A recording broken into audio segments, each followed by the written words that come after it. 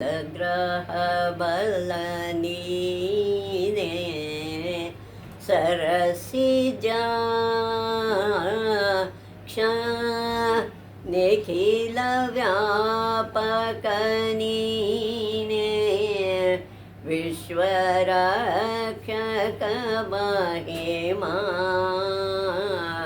ಸಕಲ ಗ್ರಹ ಬಲ ನೀನೆ ಸರಸಿಜ ಕ್ಷ ದಿವರಾತ್ರಿಯೋ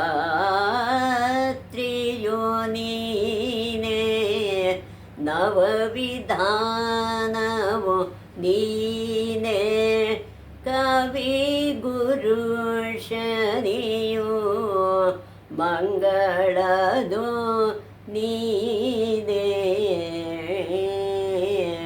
ಸಕಲ ಗ್ರಹ ಬಲ ನೀನೆ ಸರಸಿಜ ಕ್ಷ. ನಮಸ್ಕಾರ ವೀಕ್ಷಕರೇ, ಇಂದು ಬೌದ್ಧರ ಕ್ಷೇತ್ರವಾದಂಥ ಸಾರನಾಥ ಕ್ಷೇತ್ರಕ್ಕೆ ನಾವು ಎಲ್ಲರೂ ಹೋಗೋಣ. ಸಾರನಾಥ ಇದೊಂದು ಪ್ರಾಚೀನ ಬೌದ್ಧ ಕ್ಷೇತ್ರ. ಇದು ವಾರಣಾಸಿಯಿಂದ ಉತ್ತರದಲ್ಲಿ 4 ಮೈಲಿ ಅಂತರದಲ್ಲಿದೆ. ಸಾರನಾಥ ಅನ್ನೋದು ಇದೊಂದು ಪ್ರಾಚೀನ ಬೌದ್ಧ ಕ್ಷೇತ್ರ. ಇದು ವಾರಣಾಸಿಯಿಂದ ಉತ್ತರದಲ್ಲಿ 4 ಮೈಲಿ ದೂರದಲ್ಲಿ ಇದೆ.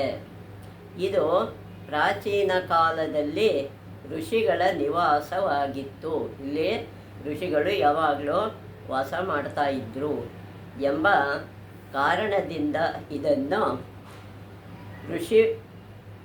ಋಷಿಪಟ್ನ ಅಂತ ಕರೀತಾ ಇದ್ರಂತೆ. ಇದನ್ನು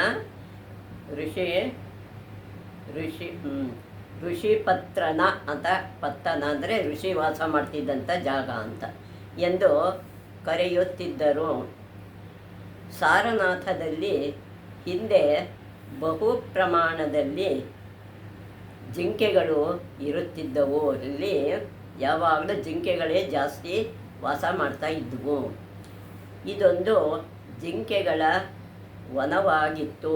ಜಿಂಕೆಗಳಿಗೆ ಯಾವ ಭಯನೂ ಇಲ್ಲದೆ ನಿರ್ಭಯವಾಗಿ ಓಡಾಡಿಕೊಂಡು ಅಲ್ಲಿ ವಾಸ ಮಾಡ್ತಾ ಇದ್ವು. ಜಾತಕದಲ್ಲಿ ಒಂದು ಪ್ರಸಂಗ ಬರುತ್ತದೆ. ಬುದ್ಧನ ಜಾತಕ ಕಥೆಗಳು ಅಂತ ಇದೆ. ಅದರಲ್ಲಿ ಒಂದು ಸಂದರ್ಭ ಬರುತ್ತೆ. ತಥಾಗತ ಬುದ್ಧನು ಬೋಧಿಸತ್ವ ಅವಸ್ಥೆಯಲ್ಲಿ ಅನೇಕ ಜನ್ಮಗಳನ್ನು ಎತ್ತಿದ್ದಾನೆ. ಅವನ ಪ್ರಕಾರ ಅನೇಕ ಜನ್ಮಗಳನ್ನು ಎತ್ತಿದ್ದಾನೆ. ಅದರಲ್ಲಿ ಒಂದು ಪ್ರಸಂಗ ಬರುತ್ತೆ. ತಥಾಗತ ಬುದ್ಧನ ಆಗಾಗ ಅವನಲ್ಲಿ ಬೋಧಿಸತ್ವ ಅವಸ್ಥೆಯಲ್ಲಿ ಅಂದರೆ ಜ್ಞಾನ ಪಡೆಯುವ ಕಾಲದಲ್ಲಿ ಅನೇಕ ಜನ್ಮಗಳನ್ನು ಎತ್ತಿದ್ದಾನೆ. ಅವನ ಹಿಂದಿನ ಜನ್ಮಗಳು ಬೇಕಾದಷ್ಟಾಗಿದೆ. ಅವುಗಳಲ್ಲಿ ಒಮ್ಮೆ ಜಿಂಕೆಯಾಗಿ ಜನಿಸಿದ್ದನಂತೆ. ಅವನು ಜಿಂಕೆಯಾಗಿ ಜನ್ಮ ತಾಳಿದ್ದ. ಜಿಂಕೆಗಳ ರಾಜನಾಗಿದ್ದಾಗ ಕಾಶಿಯ ಅರಸನು ಇವನ ಮೇಲೆ ಪ್ರಸನ್ನನಾದನು. ಆ ಕಾಲದಲ್ಲಿ ಕಾಶಿಯಲ್ಲಿದ್ದಂಥ ರಾಜ ಇವನಿಗೆ ಪ್ರಸನ್ನನಾಗ್ತಾನೆ ಮತ್ತು ಈ ವನದಲ್ಲಿ ತನ್ನ ಪರಿವಾರದೊಂದಿಗೆ ಸುರಕ್ಷಿತವಾಗಿ ಇರಬಹುದೆಂಬ ಅಭಯವನ್ನು ನೀಡಿದನು. ನನ್ನಲ್ಲಿ ನೀನು ಯಾವಾಗಲೂ ನಿರ್ಭಯವಾಗಿರಬಹುದು ಅಂತ ಸುರಕ್ಷತೆಯಾಗಿ ಇಡ್ತಾನೆ. ಈ ಕಾರಣದಿಂದ ಈ ಸಾರನಾಥವನ್ನು ಕೃಧಾವ್ ಅಂದರೆ ಕೃಪೆ ತೋರ್ದವರು ಅಂತ, ಮೃಗಧಾವ್ ಅಂತ, ಮೃಗಗಳಿಗೆ ಹೆಸರುವಾಸಿಯಾದ ಜಾಗ ಎಂದು ಕರೆಯಲಾಯಿತು. ಈ ಹೆಸರು ಶಾಶ್ವತವಾಗಿ ಉಳಿಯಲೆಂಬ ಆಶಯದಿಂದ ಕೇಂದ್ರ ಸರ್ಕಾರ ಮತ್ತು ರಾಜ್ಯ ಸರ್ಕಾರಗಳು ಒಟ್ಟಿಗೆ ಸೇರಿ ಇಲ್ಲಿನ ಮೂಲಗಂಧ ಕುಟೀರದ ಬಳಿ ಒಂದು ಅಭಯಾರಣ್ಯವನ್ನು ಸ್ಥಾಪಿಸಿದರು. ಈ ಹೆಸರು ಉಳಿಬೇಕು ಅಂತೇಳಿ ಕೇಂದ್ರ ಸರ್ಕಾರ ಮತ್ತು ರಾಜ್ಯ ಸರ್ಕಾರಗಳು ಎರಡು ಸೇರಿ ಇದನ್ನು ಒಟ್ಟಿಗೆ ಸೇರಿ ಇಲ್ಲಿನ ಮೂಲಗಂಧ ಕುಟೀರದ ಬಳಿ ಒಂದು ಅಭಯಾರಣ್ಯವನ್ನು ಸ್ಥಾಪನೆ ಮಾಡ್ತಾರೆ. ಅದೇ ಸಾರನಾಥ ನಿರ್ಮಿಸಿದ್ದಾರೆ. ಭಗವಾನ್ ಬುದ್ಧನು 2000ನೇ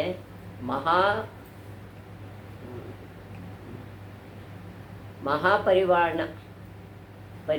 ನಿರ್ವಾಣ ದಿನದಂದು ಉದ್ಘಾಟಿಸಲ್ಪಟ್ಟ, ಅವನು 2000 ನಿರ್ವಾಣ ಹೊಂಟಾನೆ, ಆವತ್ತೇ ದಿನ ಉದ್ಘಾಟಿಸ್ತಾರೆ. ಈ ಮೃಗಧಾಮದಲ್ಲಿ ಸುಮಾರು 100 ಜಿಂಕೆಗಳು ಮುಕ್ತವಾಗಿ ನಿರ್ಭಯವಾಗಿ ಸಂಚರಿಸುತ್ತಿವೆ. ಇಲ್ಲಿ ಅನೇಕ ಜಿಂಕೆಗಳು ನಿರ್ಭಯವಾಗಿ ಓಡಾಡ್ಕೊಂಡಿದ್ದಾವೆ. ಸಾರನಾಥ ಎಂಬುದು ಈ ಕ್ಷೇತ್ರದ ಹೊಸ ಹೆಸರು ಸಾರನಾಥ ಅಂತ. ಸಾರಂಗನಾಥ ಅಂದರೆ ಜಿಂಕೆಗಳೇ, ಗಂಡು ಜಿಂಕೆಗೆ ಸಾರಂಗ ಅಂತ ಕರೀತಾರೆ ಎಂಬುದು ಕಾಲಕ್ರಮೇಣ ಸಾರನಾಥ ಆಗಿರಬಹುದು ಅಂತ ಊಹೆ ಇದೆ ಎಂಬ ಅಭಿಪ್ರಾಯವಿದೆ.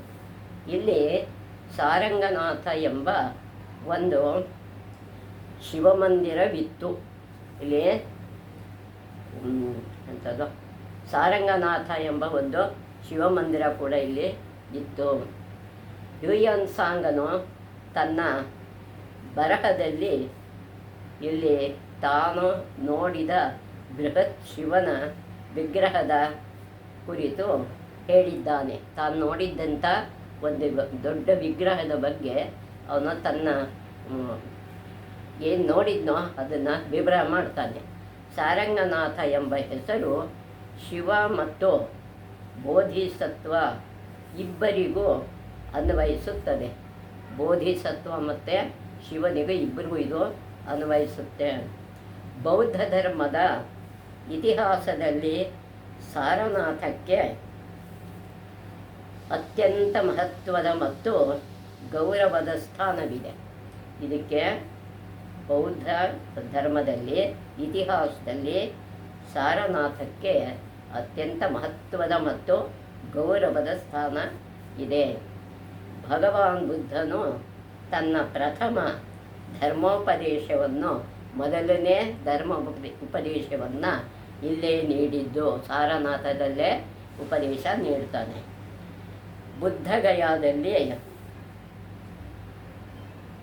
ಜ್ಞಾನೋದಯವಾದ ಬಳಿಕ ಬುದ್ಧಗಯದಲ್ಲಿ ಅವನಿಗೆ ಜ್ಞಾನೋದಯ ಆಗುತ್ತೆ. ಆವಾಗ ತಾನು ಕಂಡ ಬೆಳಕನ್ನು, ಸತ್ಯವನ್ನು, ಜ್ಞಾನವನ್ನು ಯೋಗ್ಯ ಸ್ಥಳದಲ್ಲಿ ಯೋಗ್ಯವಾದವರಿಗೆ ನೀಡಬೇಕೆಂದು ನಿರ್ಧರಿಸಿದ. ಮತ್ತು ಏನು ಮಾಡ್ತಾನೆ, ಇಲ್ಲೇ ಅವನಿಗೆ ಜ್ಞಾನ ಎಲ್ಲರಿಗೂ ಉಪದೇಶ ಮಾಡ್ತಾನೆ. ಬುದ್ಧಗಯಾದಲ್ಲಿ ಜ್ಞಾನೋದಯವಾದ ಬಳಿಕ ಅವನೇನು ಮಾಡ್ತಾನೆ, ತಾನು ಕಂಡ ಬೆಳಕನ್ನು ಅಂದರೆ ಜ್ಯೋತಿಯನ್ನು, ಅವನೇನು ಕಾಣುತ್ತೆ ಅದನ್ನು, ಬೆಳಕನ್ನು, ಸತ್ಯವನ್ನು, ಏನು ಸತ್ಯ ದರ್ಶನ ಮಾಡ್ತಾನೆ ಅದನ್ನು, ಮತ್ತು ಜ್ಞಾನವನ್ನು ಯೋಗ್ಯ ಸ್ಥಳದಲ್ಲಿ, ಯಾವ ಸ್ಥಳದಲ್ಲಿ ಇವನಿಗೆ ಉಂಟಾಯಿತೋ ಅದೇ ಯೋಗ್ಯವಾದವರಿಗೆ, ಅದನ್ನು ಉಳಿಸ್ಕೊಳ್ಳೋ ಅಂಥವರಿಗೆ ಕೊಡಬೇಕು ಜ್ಞಾನನ ಅಂಥೇಳಿ ನಿರ್ಧಾರ ಮಾಡ್ದ. ಅವನು ಇಂತಹ ಪವಿತ್ರ ಸ್ಥಳವನ್ನು ಶೋಧಿಸುತ್ತಾ ಸಾರನಾಥಕ್ಕೆ ಬಂದ. ಅಲ್ಲಿ ಬುದ್ಧಗಯಿಂದ ಸಾರನಾಥಕ್ಕೆ ಬಂದ. ಇಲ್ಲಿ ಅವನಿಗೆ ಕೌಂಡಿನ್ಯ ಮತ್ತು ಅವನ ಶಿಷ್ಯರಾದ ಇತರ 4 ಮಂದಿ, ಹೀಗೆ ಒಟ್ಟು ಋಷಿಗಳು, ಇತರ 4 ಮಂದಿ, ಹೀಗೆ ಒಟ್ಟು ಋಷಿಗಳು ದೊರೆತರು. ಇವನಿಗೆ ಸಾರನಾಥಕ್ಕೆ ಬಂದಮೇಲೆ ಅವನಿಗೆ ಕೌಂಡಿನ್ಯ ಅಂತ ಒಬ್ಬ ಮುನಿ, ಅವನ ಶಿಷ್ಯರಾದರು.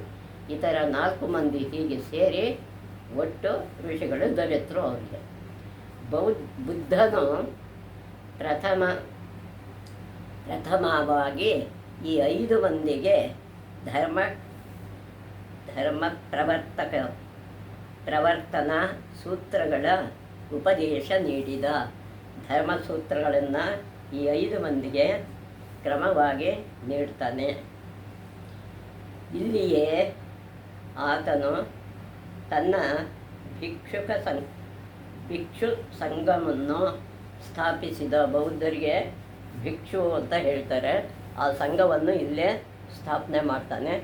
ಮತ್ತು ಭಿಕ್ಷುಗಳನ್ನು ಕುರಿತು ಬುದ್ಧನು ಬಹುಜನರ ಹಿತಕ್ಕಾಗಿ, ಸುಖಕ್ಕಾಗಿ, ಈ ಲೋಕದ ಎಲ್ಲರಿಗೂ ದಯೆ ತೋರಲಿಕ್ಕಾಗಿ, ದೇವಮಾನವರ ಒಳಿತಿಗಾಗಿ ಜಗತ್ತಿನ ಎಲ್ಲೆಡೆ ಹೋಗಿ ಎಂದು ಆದೇಶಿಸಿದ. ಇವನ ಶಿಷ್ಯನಿಗೆ ಹೇಳಿದ್ದು, ಈ ಬುದ್ಧರ ಭಿಕ್ಷುಗಳಿಗೆಲ್ಲ ಏನು ಹೇಳ್ತಾನೆ ಅಂದರೆ, ಬಹುಜನರ ಹಿತಕ್ಕಾಗಿ, ಎಲ್ಲರ ಜನ ಒಳ್ಳೆಯದಕ್ಕಾಗಿ, ಅವರ ಸುಖಕ್ಕೆ, ಸಂತೋಷಕ್ಕಾಗಿ ಲೋಕದ ಎಲ್ಲರಿಗೂ ದಯೆ ತೋರಿಸ್ಬೇಕು. ಎಲ್ಲ ಪ್ರಾಣಿ ದಯೆಗಳಿಗೂ, ಮನುಷ್ಯರೇ ಅಲ್ಲದೇ ಪ್ರಾಣಿಗಳಿಗೂ ದಯೆ ತೋರಿಸ್ಬೇಕು. ದೇವಮಾನವರ ಒಳಿತಿಗಾಗಿ, ಎಲ್ಲರ ಒಳ್ಳೆಯದಕ್ಕಾಗಿ ನಾವು ದುಡಿಬೇಕು. ಜಗತ್ತಿನ ಎಲ್ಲೆಡೆ ಹೋಗಿ, ಎಲ್ಲ ಕಡೆಗೂ ಹೋಗಿ ಧರ್ಮನ ಹೇಳಿ ಅಂತ ಆದೇಶ ಮಾಡ್ತಾನೆ. ಬುದ್ಧ ಮತ್ತು ಅವನ ಶಿಷ್ಯರು ಇಲ್ಲಿಂದ ಒಂದು ಪರ್ಣಶಾಲೆಯಲ್ಲಿ ವಾಸಿಸುತ್ತಿದ್ದರು. ಇಲ್ಲಿ ಒಂದು ಪರ್ಣಕುಟೀರ ಇದೆ, ತಪಸ್ ಮಾಡುವಂಥ ಜಾಗ ಅದು. ಅಲ್ಲಿ ವಾಸವಾಗಿರ್ತಾರೆ. ಈ ಪರ್ಣಶಾಲೆಯ ಚಿತ್ರ ಅನೇಕ ಬೌದ್ಧ ಕ್ಷೇತ್ರಗಳ ಕಲಾಕೃತಿಗಳಲ್ಲಿ ಕಂಡುಬರುತ್ತದೆ. ಈ ಕ್ಷೇತ್ರ ಬೌದ್ಧರ ಕಲಾಕೃತಿಗಳು ಇಲ್ಲಿ ಕಂಡುಬರುತ್ತೆ. ಬುದ್ಧನ ಕಾಲದಲ್ಲೇ ವಿಹಾರಗಳು ಪ್ರಾರಂಭವಾಗಿ ಪರ್ಣಶಾಲೆಯ ವಾಸ ಮುಗಿದಿತ್ತು.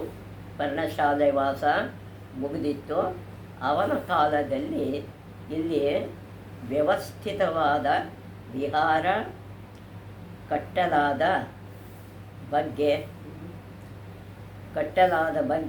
ಬೌದ್ಧ ಅನುಶ್ರುತಿಯಲ್ಲಿ ವ್ಯಕ್ತವಾಗಿದೆ. ಬೌದ್ಧ ಗ್ರಂಥದಲ್ಲಿ ಇಲ್ಲಿ ಏನೇ ವ್ಯವಸ್ಥಿತವಾಗಿತ್ತೋ ವಿಹಾರ, ಈ ವಿಹಾರ ಕಟ್ಟಲಾದ ಬಗ್ಗೆ ಬೌದ್ಧ ಅನುಶ್ರುತಿಯಲ್ಲಿ ವ್ಯಕ್ತ ಆಗಿದೆ. ಬೌದ್ಧರು 4 ಸ್ಥಳಗಳನ್ನು ಅತ್ಯಂತ ಪವಿತ್ರವೆಂದು ಭಾವಿಸುತ್ತಾರೆ. 4 ಸ್ಥಳಗಳನ್ನು ಪವಿತ್ರ ಕ್ಷೇತ್ರ ಅಂತ ಕರೀತಾರೆ. ಮೊದಲನೆಯದು ಬುದ್ಧನ ಜನ್ಮಸ್ಥಳವಾದ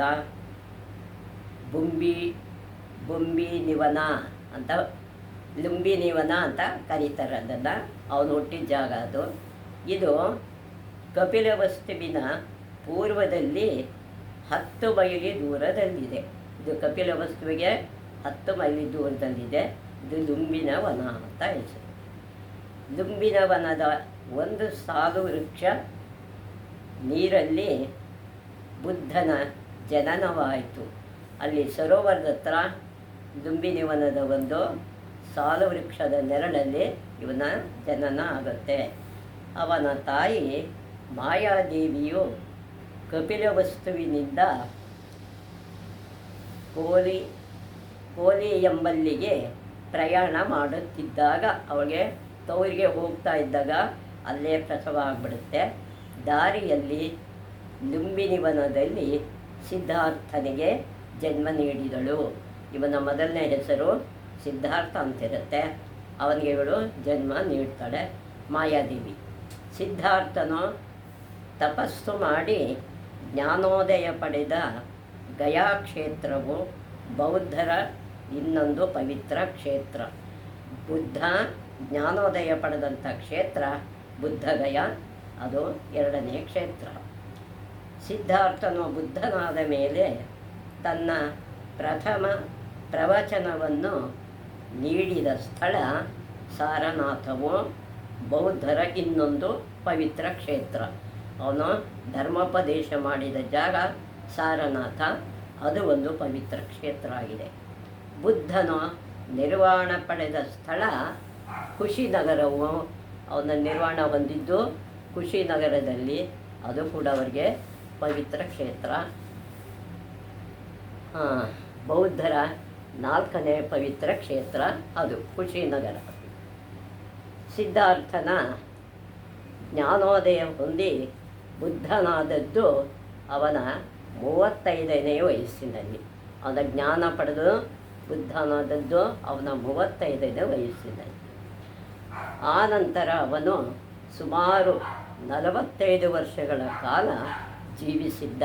ಅಲ್ಲಿಗೆ ಒಟ್ಟು 80 ವರ್ಷ ಅವನು ಸುಮಾರು 45 ವರ್ಷಗಳ ಕಾಲ ಧರ್ಮ ಪ್ರಚಾರ ಮಾಡಿದ್ದ. ಅವನ ಮೊದಲ ಧರ್ಮೋಪದೇಶ ಸಾರನಾಥದಲ್ಲಿ ನಡೆದದ್ದು ಕ್ರಿಸ್ತಪೂರ್ವ 588ರಲ್ಲಿ. ಪ್ರಥಮ ಧರ್ಮೋಪದೇಶ ನಡೆದಿದ್ದು ಕ್ರಿಸ್ತಪೂರ್ವ 588ರಲ್ಲಿ. ಈ ಘಟನೆಯಿಂದಾಗಿ ಸಾರನಾಥಕ್ಕೆ ಪಾವಿತ್ರ್ಯ ಬಂದಿತು. ಅಲ್ಲಿಗೆ ತುಂಬ ಪವಿತ್ರತೆ ಬಂದಿದೆ ಸಾರನಾಥಕ್ಕೆ. ಸಾಮ್ರಾಟ್ ಅಶೋಕನ ಕಾಲದಲ್ಲಿ ಸಾರನಾಥ ಪ್ರಸಿದ್ಧವಾಗಿತ್ತು. ಅವನ ಕಾಲಕ್ಕೆ ಸಾರನಾಥ ಅನ್ನೋದು ತುಂಬ ಪ್ರಸಿದ್ಧಿ ಪಡೆದಿತ್ತು, ಆ ಪವಿತ್ರ ಕ್ಷೇತ್ರ. ಅಶೋಕನು ತನ್ನ ಗುರುವಿನೊಂದಿಗೆ ಸಾರನಾಥದ ಯಾತ್ರೆಗೆ ಬಂದಿದ್ದ. ತನ್ನ ಗುರು ಜೊತೆಯಲ್ಲೇ ಇಲ್ಲಿ ಸಾರನಾಥಕ್ಕೆ ಬರ್ತಾನೆ ಅಶೋಕ. ಈ ಸಂದರ್ಭದಲ್ಲಿ ಅವನು ಬುದ್ಧನು ಉಪದೇಶ ನೀಡಿದ್ದ ಸ್ಥಳದಲ್ಲಿ ಒಂದು ವಿಶಾಲ ಸ್ತಂಭವನ್ನು ನಿರ್ಮಿಸಿದ್ದ. ಅದೇ ಅವನು ಉಪದೇಶ ಮಾಡಿದ ಸ್ಥಳದಲ್ಲಿ ಒಂದು ಸ್ತಂಭವನ್ನು ನಿರ್ಮಾಣ ಮಾಡ್ತಾನೆ ಅಶೋಕ. ನಮ್ಮ ಇತಿಹಾಸದಲ್ಲಿ ಸುವರ್ಣಾಕ್ಷರಗಳಿಂದ ನಿರಂತರ ಶೋಭಿಸುವ ಹೆಸರು ಅಶೋಕನದು. ಚಿನ್ನದ ಅಕ್ಷರಗಳಿಂದ ಒಂದು ಹೆಸರು ಇಲ್ಲಿ ಬರಿಬಹುದು. ಯಾಕೆಂದರೆ ಸಾರನಾಥದಲ್ಲಿರುವ ಅಶೋಕ ಸ್ತಂಭ ಅತ್ಯಂತ ಸುಂದರವಾದದ್ದು. ಅಶೋಕನ ಸ್ತಂಭ ತುಂಬ ಸುಂದರವಾಗಿದೆ. ಈಗ ಅದು ಮುರಿದಿದೆ, ಈಗದು ಹಾಳಾಗಿದೆ. ಗುಪ್ತರ ಆಳ್ವಿಕೆಯ ಕಾಲದಲ್ಲಿ ಮತ್ತು ಹರ್ಷವರ್ಧನನ ಕಾಲದಲ್ಲಿ ಸಾರನಾಥದಲ್ಲಿ ಸಾಕಷ್ಟು ಅಭಿವೃದ್ಧಿ ಚಟುವಟಿಕೆಗಳು ನಡೆದವು. ಹರ್ಷವರ್ಧನ ಕಾಲದಲ್ಲಿ ಸಾಕಷ್ಟು ಚಟುವಟಿಕೆಗಳು ಅಭಿವೃದ್ಧಿ ಇಲ್ಲಿ ನಡೆದಿತ್ತು ಸಾರನಾಥದಲ್ಲಿ. ಚೀನಿ ಯಾತ್ರಿಕನಾದ ಪಾಹಿಯಾನ್ ಮತ್ತು ಹ್ಯೂಯನ್ ಸಾಂಗರು ಈ ನಗರಕ್ಕೆ ಇತ್ತಿದ್ದಾರೆ. ಇಲ್ಲಿಗೂ ಇವರು ಪ್ರವಾಸ ಬಂದಿದ್ದಾರೆ, ಭೇಟಿ ನೀಡಿದ್ರು. ಹ್ಯೂಯನ್ ಸಾಂಗನ ಪ್ರಕಾರ ಕಾಶಿ ರಾಜ್ಯದಲ್ಲಿ 30 ಬೌದ್ಧ ವಿಹಾರಗಳಿದ್ದವು. ಆ ಕಾಲದಲ್ಲೇ 30 ಬೌದ್ಧ ವಿಹಾರಗಳು ಇದ್ವಂತೆ. ಒಂದು ಬೃಹತ್ ವಿಹಾರವು ಸಾರನಾಥದಲ್ಲಿತ್ತು. ಅಲ್ಲಿ ದೊಡ್ಡ ವಿಹಾರ ಇತ್ತು. ಇದರ ನಡುವೆ ಬುದ್ಧನ ದೊಡ್ಡ ಕಂಚಿನ ವಿಗ್ರಹವಿತ್ತು. ಕಂಚಿನ ವಿಗ್ರಹ ಕೂಡ ಇತ್ತು. ಈಗ ಈ ವಿಹಾರದ ಆಗ್ನೇಯ ಭಾಗದಲ್ಲಿ ಸಾಮ್ರಾಟ್ ಅಶೋಕನು ನಿರ್ಮಿಸಿದ್ದ ಒಂದು ಶಿಲಾಸ್ತೂಪವಿತ್ತು. ಅಲ್ಲಿ ಶಿಲಾಸ್ತೂಪ ಕೂಡ ಇತ್ತು. ಕ್ರಿಸ್ತಶಕ 1017ರಲ್ಲಿ ಘಸಿ ಮಹಮ್ಮದನು ಕಾಶಿಯನ್ನು ಲೂಟಿ ಮಾಡಿ ಪಕ್ಕದಲ್ಲಿದ್ದ ಸಾರನಾಥಕ್ಕೂ ನಷ್ಟವನ್ನುಂಟು ಮಾಡಿದನು.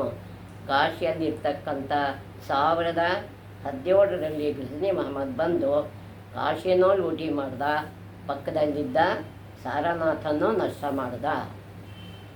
ಆ ನಂತರ ಬಂದ ಮುಸ್ಲಿಂ ಆಕ್ರಮಣಕಾರರು ಇಲ್ಲಿಯ ಮಂದಿರಗಳನ್ನು, ಸ್ತೂಪಗಳನ್ನು ಭಗ್ನಗೊಳಿಸಿ ಆನಂದಪಟ್ಟರು. ಇದೆಲ್ಲ ಹಾಳು ಮಾಡಿ ಅವರಿಗೆ ತುಂಬ ಸಂತೋಷಪಟ್ಟರು. ಮುಸಲ್ಮಾನರ ಆಕ್ರಮಣದ ಬಳಿಕ ಸಾರನಾಥವು ನಿರ್ಜನವಾಗತೊಡಗಿತು. ಜನನೇ ಇಲ್ಲಿರೋ ಹಾಗೆ ಆಗೋಯಿತು ಆ ಸ್ಥಳ.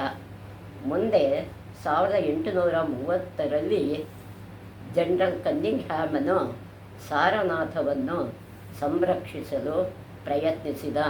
ಕನ್ನಿಂಗ್ಹ್ಯಾಮ್ ಇದನ್ನು ರಕ್ಷಣೆ ಮಾಡಬೇಕು ಅಂತ ಪ್ರಯತ್ನ ಮಾಡ್ದ. 1904ರಲ್ಲಿ ಇಲ್ಲಿ ಉತ್ಥಾನವನ್ನು ಪ್ರಾರಂಭಿಸಲಾಯಿತು. ಅಂದರೆ ಉತ್ಖನನ ನಡೆಸ್ತಾರೆ, ಶೋಧನೆ ಮಾಡ್ತಾರೆ ಜಾಗನ. ಆಗ ಅನೇಕ ಆ, ಭಗ್ನಾವ ಭಗ್ನಾವಶಿಷ್ಟ ಮಂದಿರಗಳು ಬೆಳಕಿಗೆ ಬಂದವು. ಯಾವುದ್ಯಾವುದು ಹಾಳಾಗಿತ್ತೋ ಆ ಮಂದಿರಗಳೆಲ್ಲ ಬೆಳಕಿಗೆ ಬರುತ್ತೆ. ಇಲ್ಲಿನ ಒಂದು ಬೆಟ್ಟದ ಮೇಲೆ ಒಂದು ಅಷ್ಟಕೋನಾಕೃತಿಯ ಭವನವಿದೆ. ಈ ಬೆಟ್ಟದ ಮೇಲೆ ಒಂದು ಅಷ್ಟಕೋನಾಕೃತಿಯ ಒಂದು ಭವನ ಇದೆ. ಅದನ್ನು ಚೌಖಂಡಿ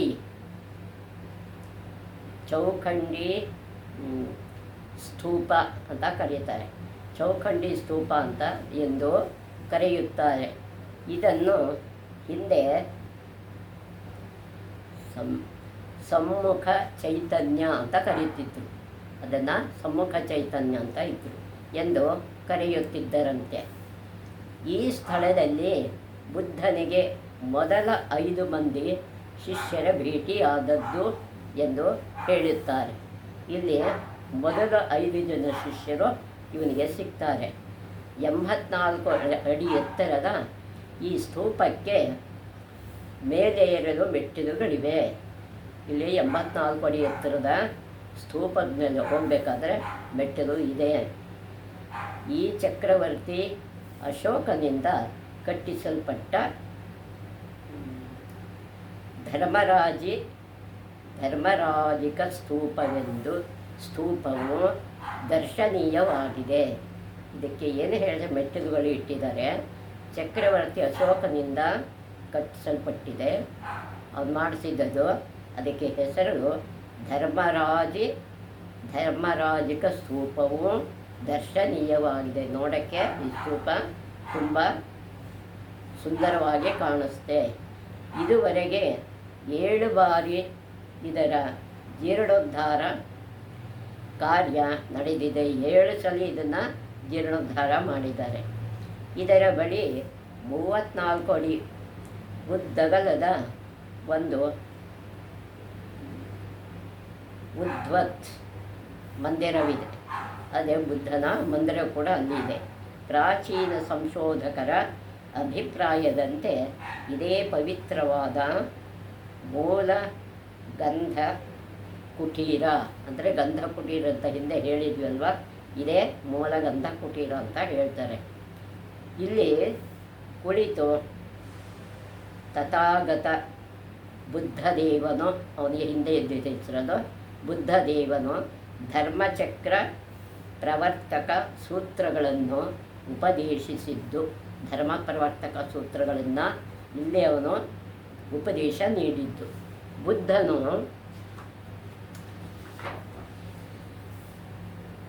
ಒಮ್ಮೆ ತನ್ನ ಚಾತುರ್ಮಾಸ್ಯವನ್ನು ಇಲ್ಲೇ ನಡೆಸಿದ. ಚಾತುರ್ಮಾಸ ಅನ್ನೋ ಒಂದು ವ್ರತ ಬರುತ್ತೆ, ಅದನ್ನು ಇಲ್ಲೇ ನಡೆಸ್ದ. ಧರ್ಮಪಾಲನು ಬೌದ್ಧ ಭಿಕ್ಷುವು ಮಹಾಬೋಧಿ ಸಂಘದ ಸ್ಥಾಪಕನೂ ಆಗಿದ್ದನೆಂದು ಹೇಳುತ್ತಾರೆ. ಇಲ್ಲಿ ಮಹಾಬೋಧಿ ಇಲ್ಲೇ ನಡೆಸಿದಲ್ವಾ. ಧರ್ಮಪಾಲ ಬೌದ್ಧ ಭಿಕ್ಷುವು ಇಲ್ಲೇ ಏನಾಗಿದ್ದ, ಮಹಾಬೋಧ ಸಂಘದ ಸ್ಥಾಪಕನೂ ಆಗಿರ್ತಾನೆ. ಇವನ ಹೆಸರು ಆಗಿದ್ದನೆಂದು ಹೇಳುತ್ತಾರೆ. ಬೌದ್ಧ ಧರ್ಮದ ವೈಭವ ಕಾಲದಲ್ಲಿ ಈ ಮಂದಿರವು ಅನೇಕ ಸುಂದರ ಮೂರ್ತಿಗಳಿಂದ ಅಲಂಕೃತವಾಗಿತ್ತು. ದೊಡ್ಡ ದೊಡ್ಡ ಮೂರ್ತಿಗಳು ಅಲಂಕಾರದಿಂದ ಕೂಡಿದ್ವು. ಇಲ್ಲೇ ಅಶೋಕನು ಒಂದು ಸಿಂಶಿರ್ಷತ್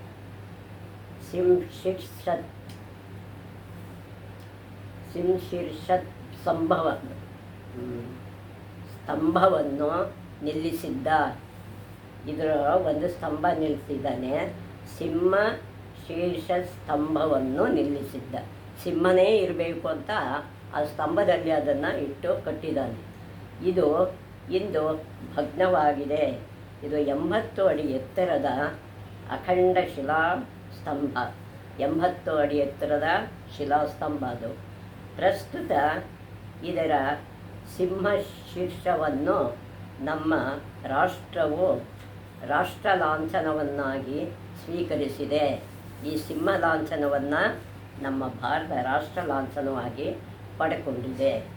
ಮೂಲಗಂಧ ಕುಟಿ ಮೂಲಗಂಧ ಕುಟಿ ಕುಟಿಯಿಂದ ಉತ್ತರ ದಿಕ್ಕಿಗೆ ಹೋಗುವಾಗ ಒಂದು ದೊಡ್ಡ ಪ್ರಾಕಾರ ಸಿಗುತ್ತದೆ. ಒಂದು ದೊಡ್ಡ ಪ್ರಾಕಾರ ಅಂದರೆ ಮಂದಿರ ಥರ ಇದೆ, ಅದು ಸಿಗುತ್ತೆ. ಈ ಪ್ರಾಕಾರದ ಪಶ್ಚಿಮದಲ್ಲಿರುವ ಸರೋವರದಲ್ಲಿ ಭಗವಾನ್ ಬುದ್ಧನು ಸ್ನಾನ ಮಾಡುತ್ತಿದ್ದುದು. ಇದರ ಬಳಿ ಇನ್ನೂ 2 ಸರೋವರಗಳಿದ್ದು ಅವನ್ನು ಭಿಕ್ಷುಗಳು ಉಪಯೋಗಿಸುತ್ತಿದ್ದರು. ಇಲ್ಲಿ ಅನೇಕ ಭಗವಾನ್ ಬುದ್ಧ ಸ್ನಾನ ಮಾಡ್ತಿದ್ದಿದ್ದು ಸರೋವರ ಇವತ್ತಿಗೂ ಇದೆ. ಇದರ ಬಳಿ ಇನ್ನೂ 2 ಸರೋವರಗಳು ಇವೆ. ಅವನ್ನೆಲ್ಲ ಬೌದ್ಧ ಭಿಕ್ಷುಗಳು ಉಪಯೋಗಿಸ್ತಾ ಇದ್ದರು. ಇಲ್ಲಿಂದ ಸ್ವಲ್ಪ ದೂರದಲ್ಲಿ ಒಂದು ವಿಶಾಲವಾದ ಬಯಲಿನಲ್ಲಿ ಕ್ರಿಸ್ತಪೂರ್ವ 4ನೇ ಶತಮಾನ ಧಮೇಕ ಸ್ತೂಪವಿದೆ. ಧಮೇಕ ಅಂತ ಒಂದು ಸ್ತೂಪ ಇದೆ. ಅರ್ಧಗೋಳಾಕಾರದ ಈ ಸ್ತೂಪವು 93 ಅಡಿ ಎತ್ತರವನ್ನು 103 ಅಡಿ ವ್ಯಾಸವನ್ನು ಹೊಂದಿದೆ. ಎಷ್ಟು ಈ ಸ್ತೂಪದಲ್ಲಿ ಅರ್ಧಗೋಳಾಕಾರದಲ್ಲಿದೆ. 93 ಅಡಿ ಎತ್ತರವನ್ನು ಪಡೆದಿದೆ, 103 ಅಡಿ ಅಗಲವನ್ನು ಹೊಂದಿದೆ. ಇದರಲ್ಲಿ ಬುದ್ಧನ ಅವಶೇಷಗಳನ್ನು ಇಡಲಾಗಿದೆ. ಅವಶೇಷನ ಇದರಲ್ಲಿ ಇಟ್ಟಿದ್ದಾರೆ ಎಂದು ಚರಿತ್ರೆ ಹೇಳುತ್ತದೆ. ಇದರ ಪೂರ್ವ ಭಾಗದಲ್ಲಿ ಮೂಲಗಂಧ ಕುಟಿ ವಿಹಾರವಿದೆ. ಮೂಲಗಂಧ ಕುಟಿ ವಿಹಾರ ಇಲ್ಲೂ ಇದೆ. ಈ ವಿಶಾಲ ವಿಹಾರವೇ 1931ರಲ್ಲಿ ನಿರ್ಮಿತವಾಯಿತು. 1931ರಲ್ಲಿ ಇದು ನಿರ್ಮಾಣ ಆಯಿತು. ಇದರಲ್ಲಿ ಧರ್ಮಚಕ್ರ ಮುದ್ರೆ ತೋರುತ್ತಿರುವ ಬುದ್ಧನ ಅಮೃತ ಶಿಲೆಯ ವಿಗ್ರಹವಿದೆ. ಧರ್ಮ ಮುದ್ರೆ ತೋರಿಸತಕ್ಕಂಥ ಬುದ್ಧನ ಅಮೃತ ಶಿಲೆಯಲ್ಲಿ ವಿಹಾರ ಇದೆ. ವಿಹಾರದ ಗೋಡೆಗಳ ಮೇಲೆ ಜಪಾನಿನ ಚಿತ್ರಕಾರ ಶ್ರೀ ಕೋಸತ್ಸು ನೋಸು ಇವರು ಅನೇಕ ಚಿತ್ರಗಳನ್ನು ಬಿಡಿಸಿದ್ದಾರೆ. ಜಪಾನವರು ಅವರ ಚಿತ್ರನ ಗೋಡೆಗಳ ಮೇಲೆ ಬಿಡಿಸಿದ್ದಾರೆ. ಪ್ರಸ್ತುತ ಸಾರನಾಥದಲ್ಲಿ ಮಹಾಬೋಧಿ ವಿಶ್ವವಿದ್ಯಾಲಯ, ಅತಿಥಿ ನಿವಾಸ, ಔಷಧಾಲಯ, ಪುಷ್ಪೋದ್ಯಾನ, ಧರ್ಮಶಾಲೆ, ವಾಚನಾಲಯ ಇತ್ಯಾದಿ ಅನೇಕ ನವೀನ ಕಟ್ಟಡಗಳು ಎದ್ದು ನಿಂತಿವೆ. ಇವೆಲ್ಲ ಈಗ ಅನೇಕ ಪ್ರಸ್ತುತ ಈಗಿನ ಸಂದರ್ಭದಲ್ಲಿ ಸಾರನಾಥದಲ್ಲಿ ಮಹಾಬೋಧಿ ವಿಶ್ವವಿದ್ಯಾಲಯ ಇದೆ. ಅತಿಥಿ ನಿವಾಸ ಅಂದರೆ ಗೆಸ್ಟ್ಗಳು ಹೋಗಿ ಇಳ್ಕೊಳ್ಳೋಕ್ಕೆ ಪ್ರವಾಸಕ್ಕೆ, ಔಷಧಾಲಯ, ಆಸ್ಪತ್ರೆಗಳು, ಪುಷ್ಪೋದ್ಯಾನ, ಪುಷ್ಪ ಬೆಳೆಯತಕ್ಕಂಥ ಉದ್ಯಾನಗಳು, ಧರ್ಮಶಾಲೆ, ಛತ್ರಗಳು, ವಾಚನಾಲಯ, ಲೈಬ್ರರಿ ಇತ್ಯಾದಿ ಅನೇಕ ನವೀನ ಹೊಸ ಕಟ್ಟಡಗಳು ಎದ್ದು ನಿಂತಿದೆ. ಇಲ್ಲಿನ ವಸ್ತು ಸಂಗ್ರಹಾಲಯದಲ್ಲಿ ಭಗ್ನವಾದ ಅಶೋಕ ಸ್ತಂಭದ ತುಂಡು ಕೂಡ ಇದೆ. ಬೋಧಿಸತ್ವ ಗೌತಮ ಬುದ್ಧನ ಮೂರ್ತಿಗಳು ಎಲ್ಲ ಅವಶೇಷಗಳೆಲ್ಲ ಇಲ್ಲಿ ಮೂರ್ತಿಗಳು. ಕಲ್ಲಿನ ದೊಡ್ಡ ಕೋಟೆ, ಶಿವ ಶ್ರೀಕಂಠ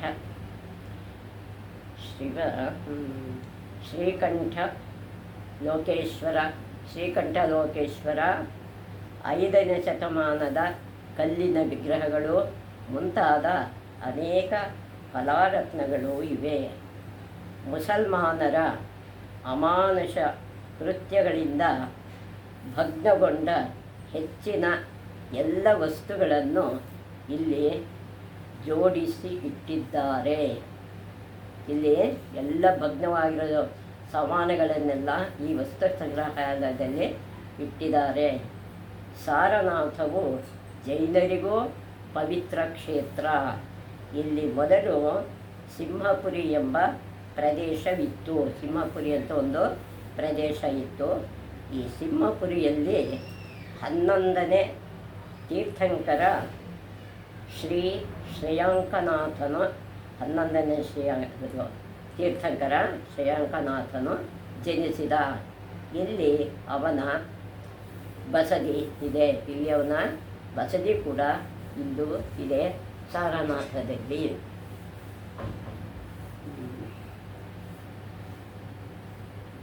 ಪ್ರಭೋ ಪಾಹಿ ಪರಮಾತ್ಮ ವಿಭೋದಾಶ್ರಯ ವಿಶ್ವವಂದ್ಯ. ಹಿಂದೂ ಜೈನ ಮುಸಲ್ಮಾನ ಬೌದ್ಧ ಕ್ರಿಸ್ತ ಸಿಖ ಪಾರ್ಸಿಕ ಬಂಧು ವರ್ಗವು ಪ್ರಜೆಯರಸು ಬಾಳುತ್ತ ಬಾ ಚಂದದಿಂದ. ಪ್ರಭು ಪಾಹಿ ಪರಮಾತ್ಮ ವಿಭುದಾಶ್ರಯ ವಿಶ್ವವಂದ್ಯ. ಪ್ರಭು ಪಾಹಿ ಪರಮಾತ್ಮ.